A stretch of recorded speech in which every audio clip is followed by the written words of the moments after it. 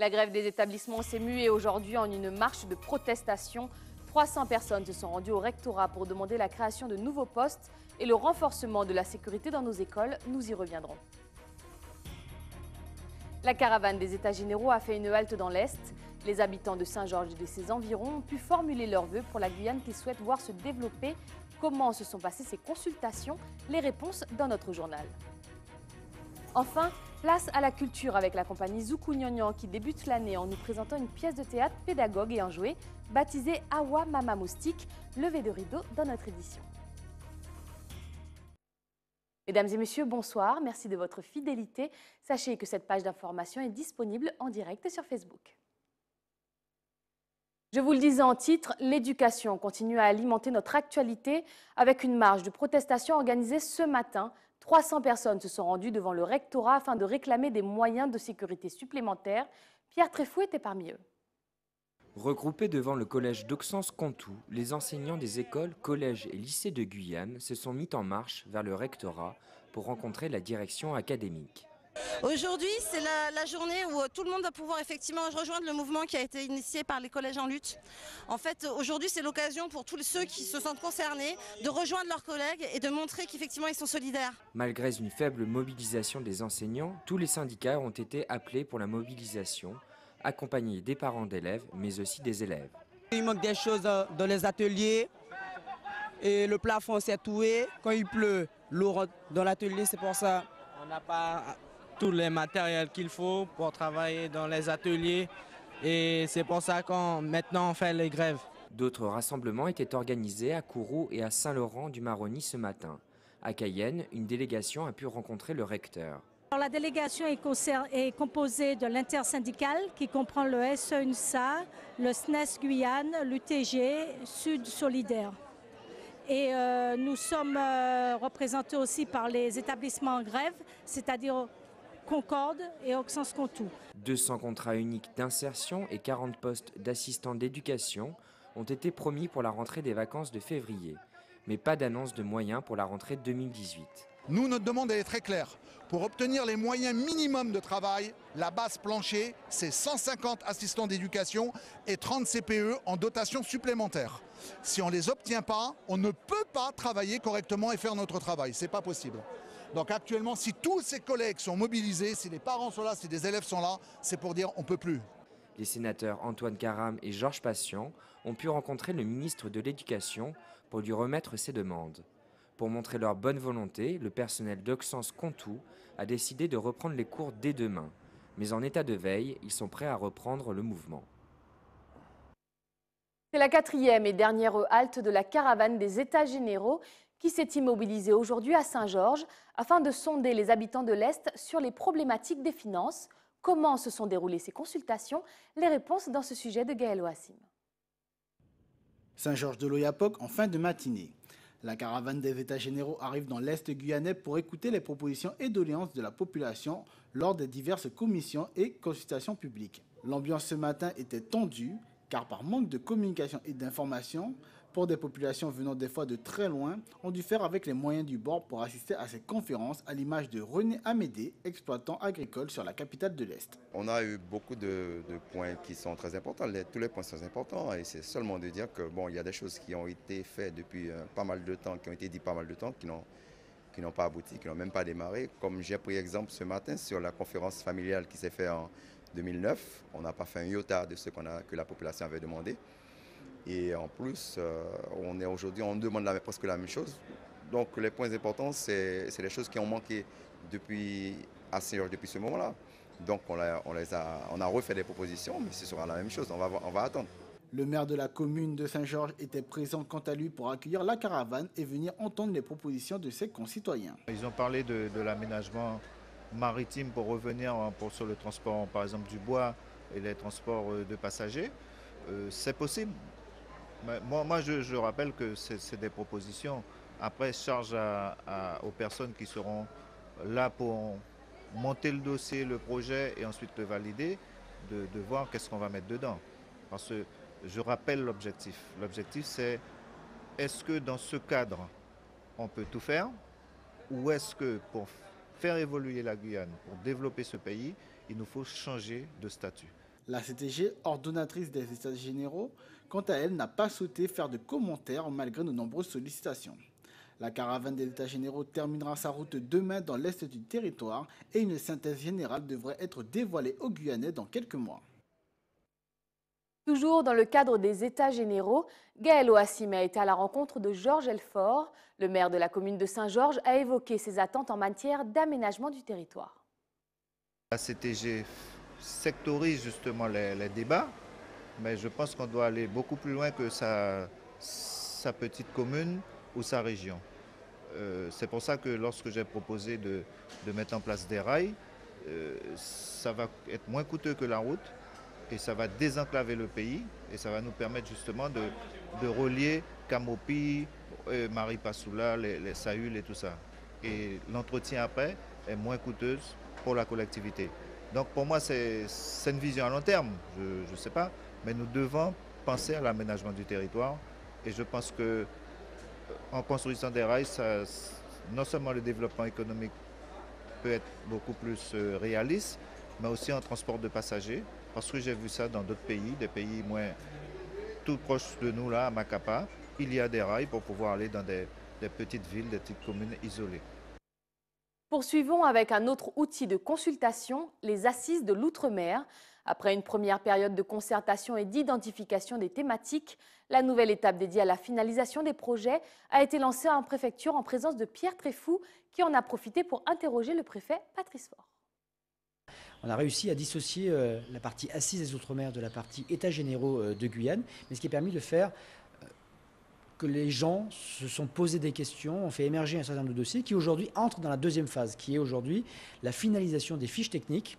C'était le but de la séquence d'aujourd'hui où on a vu, domaine après domaine, chapitre après chapitre, les différentes fiches techniques qui devront être revues, aménagées, précisées, avec des perspectives déjà dans leur financement, mais aussi peut-être dans leur calendrier. Pour le moment, 130 projets sont remontés, mais c'est qu'une partie seulement des projets, ceux qui étaient finalisés.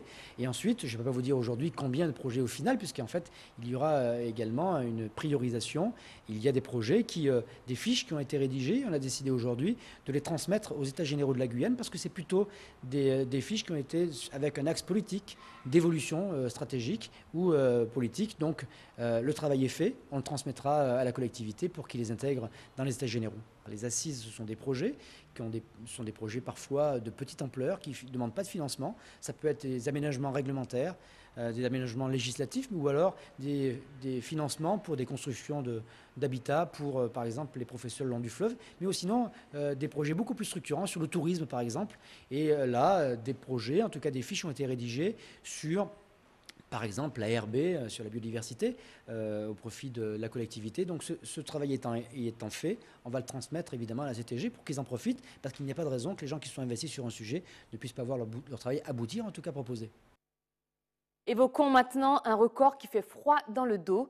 Le deuxième semestre 2017 a vu exploser le nombre de mules appréhendées, qui sont pas moins de 263 personnes arrêtées pour avoir tenté de transporter de la cocaïne. Au total, ce sont pas moins de 529 kilos de drogue qui ont été arrêtés. Pourtant, en 2017, pourtant marqué par des mois de grève qui ont empêché les avions et donc les mules de décoller. En cette période festive, le planning familial mène une campagne de sensibilisation afin de prévenir les comportements et situations à risque. Prise de risque qui se traduisent par une augmentation des consultations dans les semaines qui suivent le carnaval, notamment pour des dépistages d'IST et de VIH, la contraception d'urgence et des entretiens pré-IVG. Regardons ensemble ce reportage de Karen Diamant. Unique en son genre, le carnaval de Guadeloupe séduit tant par ses couleurs festives que par son ambiance chaleureuse, qui parfois peut induire des comportements à risque. Tout d'abord des rapports sexuels non protégés essentiellement, des rapports sexuels qui n'étaient pas prévus, des rapports sexuels non volontaires. Donc on a une recrudescence par exemple des dépistages par rapport aux IST, des infections sexuellement transmissibles. Nous avons une augmentation du nombre des IVG. Si certains de ces comportements sont consentis pour la plupart, d'autres en revanche sont liés à des faits de violence. Des rapports sexuels qui ont été effectués, par exemple, dans un état où on n'était pas trop lucide, trop conscient de ce qui se passait. Donc ça existe. Pendant le carnaval, c'est l'occasion de boire de l'alcool et de consommer d'autres substances. Et parfois, il y a des choses qui se passent qui ne sont pas toujours souhaitables. Alors, pour éviter toutes ces situations inconfortables, une campagne de sensibilisation au slogan accrocheur a été lancée pour la première fois en Guadeloupe. C'est Baudet en masse, paix laisser trace. Donc c'est très intéressant d'avoir le carnaval. Personnellement, je trouve que c'est une période où on doit se lâcher un peu. On a été strict pendant toute l'année. C'est intéressant de se défouler. Ça fait du bien à l'individu. Par contre, ça peut laisser des traces. C'est-à-dire qu'il y a des conséquences et il faut assumer les conséquences. Donc nous proposons des consultations pour la contraception. Nous proposons la contraception d'urgence, même s'il y a eu des prises de risque et la contraception d'urgence est faite pour prévenir les conséquences. Si vous pensez avoir eu un comportement à risque, un numéro vert est disponible pendant toute la campagne qui s'achèvera après le carnaval. Rendons-nous maintenant en Martinique, où nos confrères se sont penchés sur la gestion du tourisme par la CACEM, la communauté d'agglomération regroupant les communes de Fort-de-France, Schellcher, Saint-Joseph et le Lamentin, un sujet de Sandrine Claude. On les trouve à la bibliothèque, sur le Malécon ou encore à la cathédrale. En haute saison, les stewards urbains sont une quinzaine à guider touristes et croisiéristes.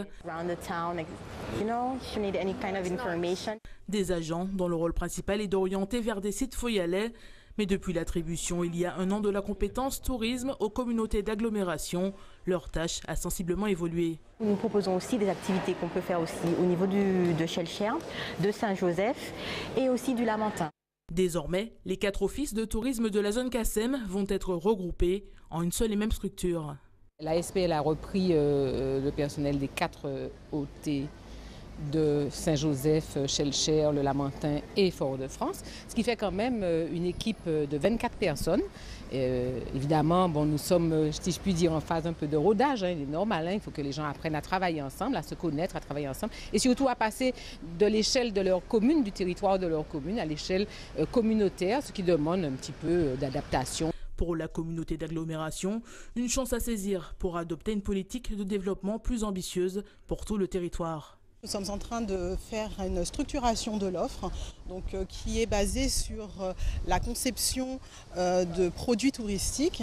Des produits touristiques autour du spiritourisme, de la gastronomie, de l'événementiel, du nautisme, de la plaisance et de la croisière. Donc voici en tout cas la base de nos actions pour les mois à venir. À travers cette loi du 1er janvier 2017, la volonté de favoriser l'intercommunalité. Situé rue Victor Hugo, l'office de tourisme centre sera inauguré en grande pompe ce jeudi. Retour en Guadeloupe où la problématique de l'eau ne fait qu'enfler, obligeant le gouvernement à diligenter 4 experts sur l'archipel dont l'objectif est de cibler les travaux les plus urgents et de réorganiser les structures gestionnaires de l'eau. Yvan Lemar. Ce matin, l'exécutif de la région Guadeloupe a été auditionné durant 1h30 par une délégation interministérielle composée de 4 membres. Objectif, faire un état des lieux, faire des propositions au gouvernement et définir le cadre de l'engagement de l'État dans le dossier de l'eau. C'est une décision du gouvernement que de dépêcher une mission d'inspection générale, à la fois du ministère de l'écologie, des finances et de l'intérieur. Donc bien sûr, nous réservons nos propositions à nos commanditaires, à nos ministres commanditaires. Je pense que d'ici la fin du mois ou début du mois de mars, les ministres auront l'occasion de faire part de leurs décisions. Ce n'est pas à des corps d'inspection à décider, mais simplement à éclairer le gouvernement. Parmi les points abordés, la mise en place du plan d'urgence, le plan de réhabilitation des réseaux d'eau potable et d'assainissement, mais aussi l'état des réseaux, les compétences et engagements de la région. Nous avons fait le tour avec lui concernant les travaux d'urgence à entamer. Et comme je l'ai expliqué, ce qui est important pour moi, ce n'est pas quel type d'agglomération qui aura le leadership, mais c'est surtout comment donner de l'eau à tous les Guadeloupéens dans un laps de temps réduit et voir avec le président, et je pense que c'est la question la plus importante que nous avons posée à cette délégation, voir comment le président de la République peut bousculer les procédures pour que nous puissions diminuer le délai des appels d'offres pour commencer rapidement les travaux. Nous avons fait le tour concernant les difficultés que nous rencontrons en matière de chômage, les difficultés du CHU et d'autres problèmes qui risquent d'avoir une explosion sociale si nous ne prenons pas à bras le corps ce problème d'eau et régler définitivement ce problème. La mission interministérielle rencontrera l'ensemble des acteurs du dossier durant la semaine. La remise de ses conclusions au gouvernement est prévue à la fin du mois. Une page de culture avant de refermer ce journal avec une pièce qui a le bon goût de marier art et prévention. Intitulée Awa Mama Moustique, cette création de la compagnie Zukunyonyo est réalisée par Marcel Bianco. Elle veut sensibiliser sur les maladies vectorielles propagées par le moustique tigre. Piqué de curiosité, Jonathan Lariot a assisté à leur première représentation. Au cœur de cette pièce de théâtre, une famille qui découvre pour la première fois l'existence du moustique.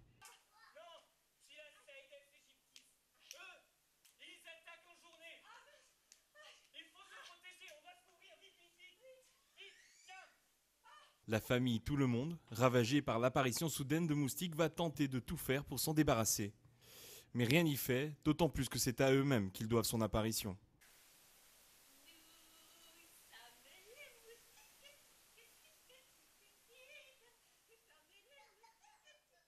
On part d'une histoire où c'est une famille, ça fait des années qu'ils n'ont pas eu une seule goutte de pluie. Donc la première pluie, ben voilà, il faut tout prendre. Ils ont mis des bassines partout pour recueillir l'eau parce que ça devient une denrée rare. Et cette eau va devenir un peu le problème. Et à la fin, on va comprendre que, bon voilà, avec un bon comportement, même parfois à notre insu, on arrive à se protéger de ces moustiques et éviter donc d'attraper ces maladies. Awa Mama Moustique, c'est le nom de cette pièce de théâtre tirée d'une bande dessinée créée par l'association Zukunyonyo et des enfants de la cité Brutus. L'histoire retravaillée vise à prévenir des risques d'apparition de moustiques.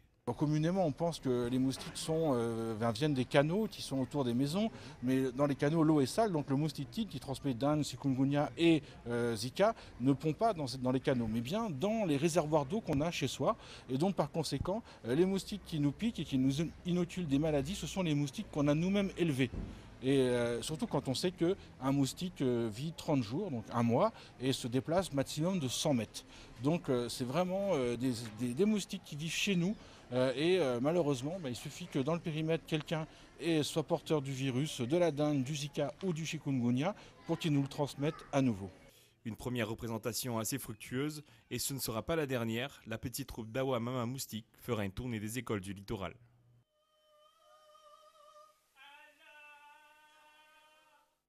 C'est la fin de ce journal, mais avant de se quitter, rappel des principaux titres de ce 6 février. La grève des établissements s'est muée aujourd'hui en une marche de protestation.